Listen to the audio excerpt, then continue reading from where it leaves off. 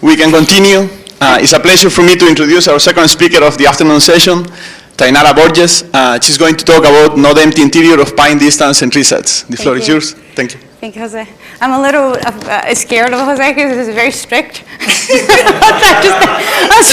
I'll try to be on time.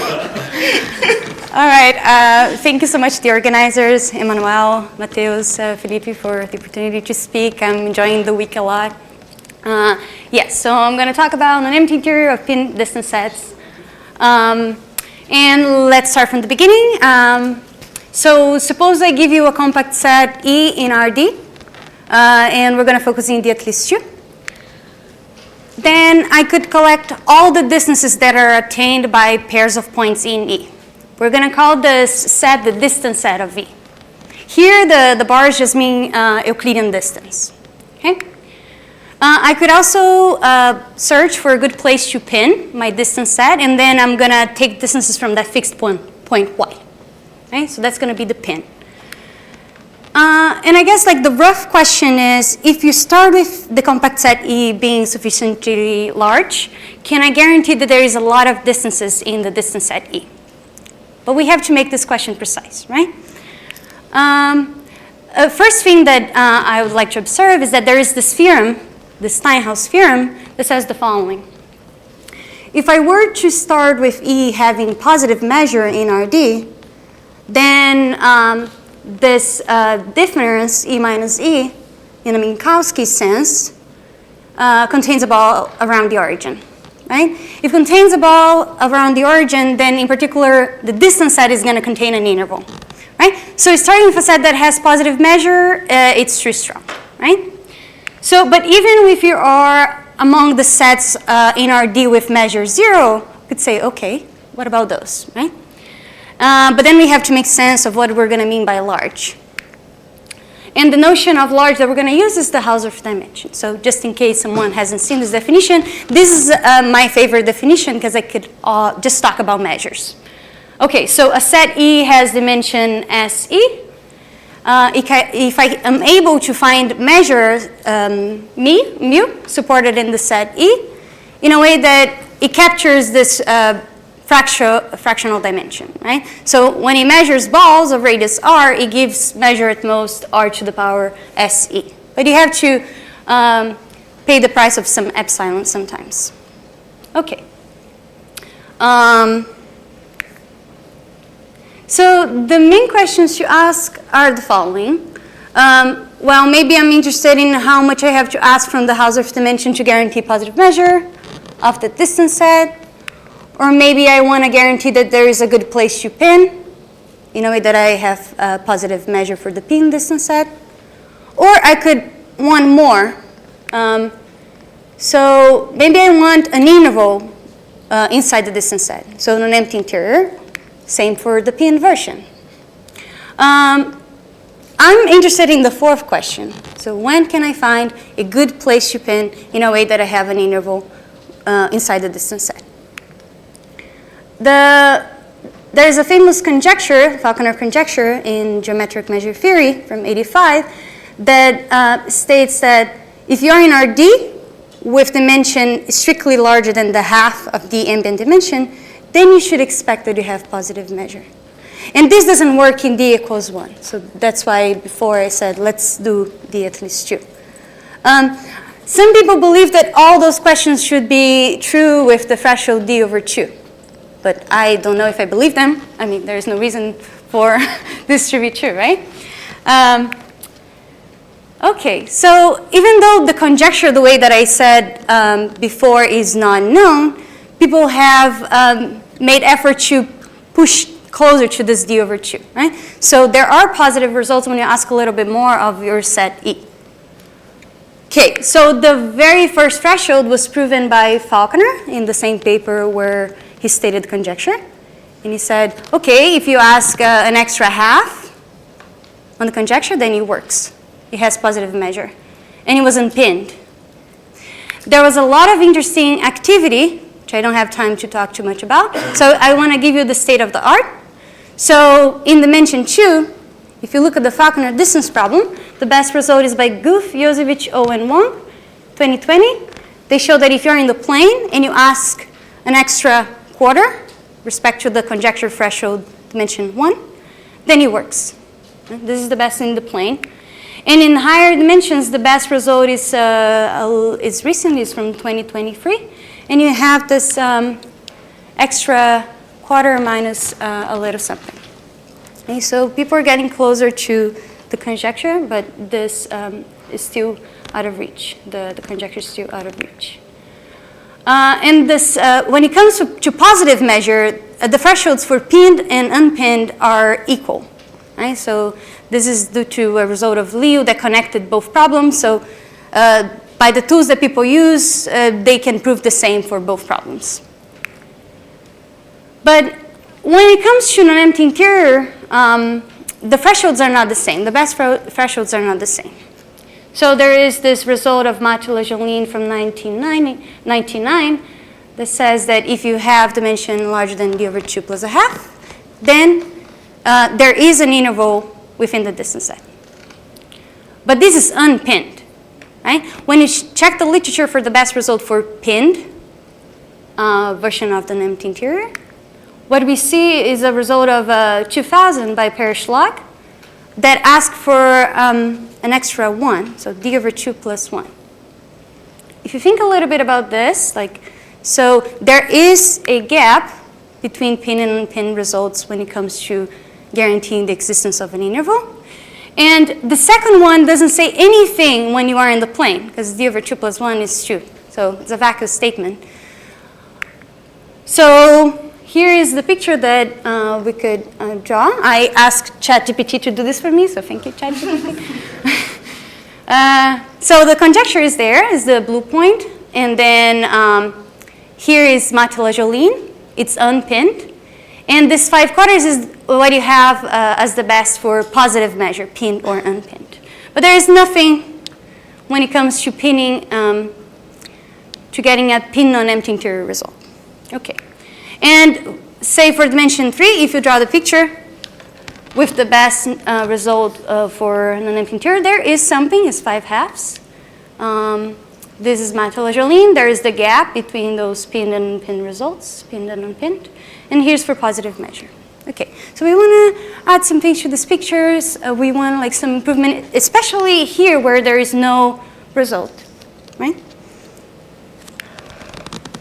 Okay, so when it comes to the plane, we can guarantee that when you have dimension strictly larger than 7 quarters, you can find a good place in the plane in E to pin, your distance set. And in dimension 3, we can guarantee this with dimension of E larger than 12 over 5. It's better to look at the picture.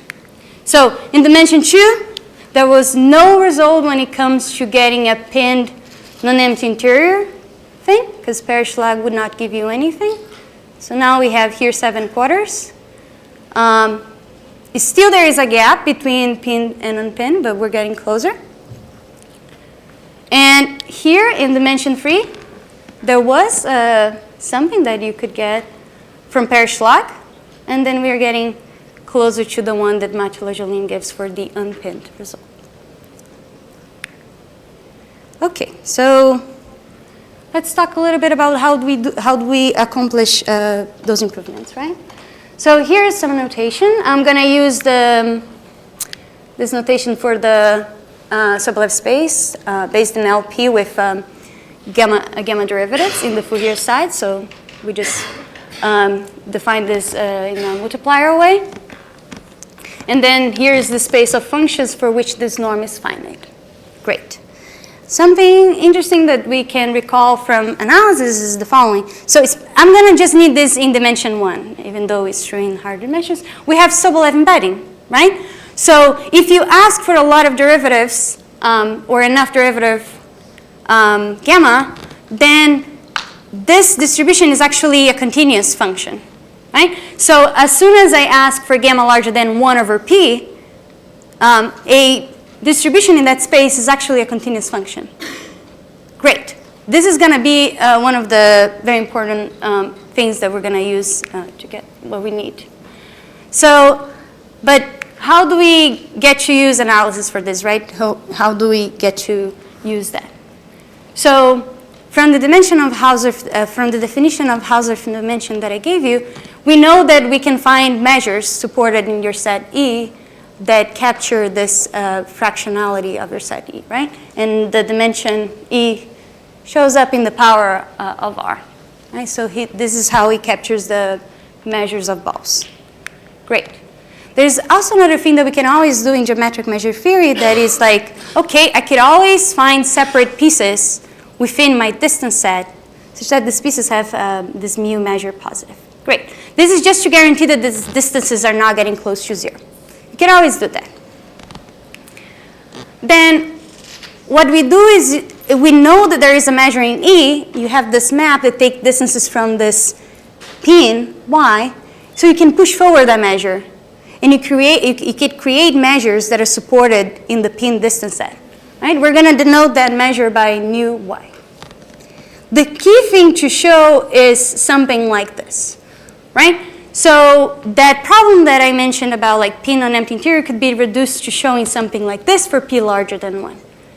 So I want to show that, well, there is some small epsilon such that I can guarantee that a derivative in time or in the variable t of order 1 over p plus a little bit for this measure supported in the distance set integrates in LP with respect to both variables t and y. Okay, so why is this enough? Let's think a little bit. If I show that something like this is finite, then I would know that here inside, for almost every y, this integral in t would be finite. Right? But this being finite means that this distribution, nu I, is in the right Sobolev space to guarantee continuity. Right? The moment I know that nu I is continuous, there is an interval within its support. And because you know that the support of nu I is going to be the pin distance set, you're fine. So you reduce that problem to this quantitative estimate about derivatives of those distributions in the pin distance set. Great, so that's what we have to show. And those things are connected to spherical averages, right? So by spherical average, I mean the following. I give you a point y, I give you a radius t, and you might want to compute the average of a function in that sphere of radius t around the point y with respect to the natural measure in the sphere. Interestingly enough, what you see is sort of like, oh, actually, if you think of what the measure in the pin distance set is going to be, it's going to be sort of a spherical average of the measure that you started with in the set E, essentially, right? The reason why this is not very precise is that it doesn't make a lot of sense to take spherical averages of measures, right? Usually, you want to think of this, oh, when I'm making this precise, at first you want to ask F to be nice enough. But you can always make this work at the level of modifications of your measure. And then you could do limiting arguments to get back to the original one. All right, so we do the modification, and then it's true that push forward, sorry, what did I do? Yeah, so when you do the modification, the push forward of that modification is indeed going to be the spherical average of the modified measure, right? And then instead of proving it for the original one, you just prove the quantitative estimate for every delta. And then you send delta to 0, right? So we have to show something like this at the end of the day, right? And you see here, you could even think, oh, yeah, then the measure goes away. This becomes a function. Right? There's y and t there. So what we found is that, all right, if you want to prove estimates like that, it's very useful to use local smoothing estimates, right? But local smoothing estimates for spherical averages. Suppose you are in dimension at least 2, your p is larger than 2, and you have an estimate like LS, right? So you're saying that it's essentially saying something like, oh, you get like eta derivatives with this bound. And here you have integral in both variables x and t. If you know a priori an estimate like that, then you can translate that into information about the pinned non-empty interior result in the following form. As long as you have dimension larger than d minus the smoothing parameter in your estimate, then you can find a good location to pin in the set E in order to get an empty interior.